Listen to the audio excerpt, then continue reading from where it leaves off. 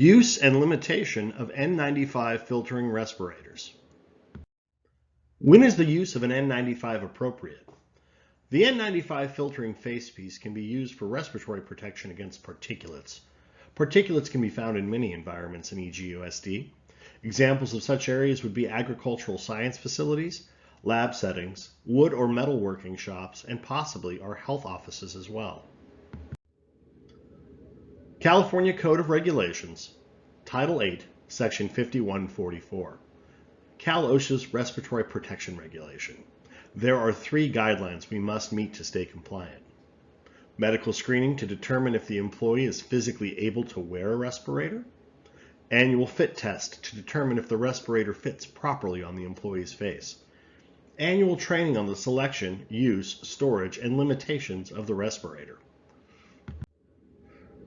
Regulatory requirements for N95 volunteer use. For nuisance particles, inert, non-infectious, large diameter size. Employee must be informed on the use and limitation of N95 filtering facepieces. Employee must read and be familiar with Appendix D, CCR, Title 8, Section 5144. Regulatory requirements for N95 mandatory use. Employer requests a respiratory risk assessment of the tasks to justify mandatory N95 use. Employee must be medically approved to wear an N95. Employee must be fit tested annually. Employee must be trained on the use and limitation. When should you wear an N95 filtering facepiece?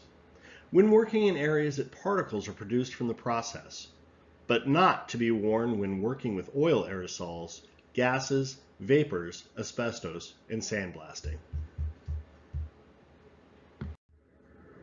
What does N95 mean?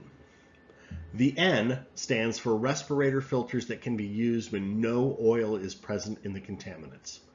The 95 means that the product has been tested and certified by NIOSH to have a filter efficiency level of 95% or greater against particulate aerosols.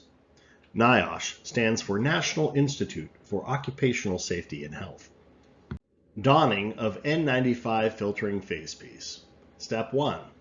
Slightly stretch the 2 straps and cup the facepiece in your hand with the nose piece at fingertips, allowing the headbands to hang freely below your hands. Step 2. Position the facepiece under your chin with the nose piece up. Step 3. Pull the top strap over your head so it rests high on the back of the head. Step 4. Pull the bottom strap over your head and position it around your neck below the ears. Step 5.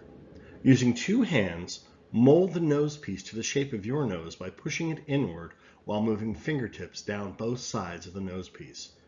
Pinching the nose piece using 1 hand may result in less effective performance. Seal check, not a fit test. Facepiece seal check. The seal on your facepiece should be checked before each use. To check fit, place both hands completely over the facepiece and exhale. If air leaks around your nose, adjust the nose piece as described in Step 5. If air leaks at the edges, adjust the straps back along the sides of your head. Then recheck.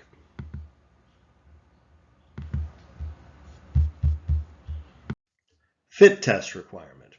Fit tests shall be completed when employee is using the N95 filtering facepiece where respiratory protection is mandatory, not voluntary status. Fit test methods: qualitative, subjective, saccharin or Bitrex. Quantitative, objective, port count machine.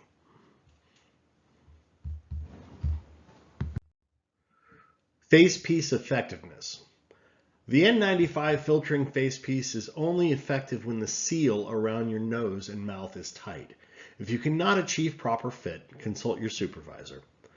The N95 filtering facepiece cannot be worn by employees with facial hair that comes between the sealing surface of the mask and the face. Removal of the N95 filtering facepiece. Step 1. Cup the facepiece in your hand and maintain position on face. Pull bottom strap overhead. Step 2. Still holding the respirator in position, pull top strap overhead. Step 3. Remove the facepiece and discard. What are the limitations of N95? It has the ability to filter particles 1 micrometer with a filter efficiency of 95% or greater. If this facepiece becomes wet, it is no longer effective and it must be replaced. The N95 is not intended for protection from organic vapors, toxic gases, or toxic particulates. It cannot be used in environments with unknown contaminants and/or highly infectious toxic agents. Use and limitation of N95. Cannot be worn in an atmosphere containing less than 19.5% oxygen. Cannot be used in concentrations of contaminants that are immediately dangerous to life and health. Cannot be used with beards or other facial hair or other conditions that prevent a good seal between the face and the edge of the respirator. Consult your supervisor or risk management if you have questions regarding respiratory protection. Use and storage.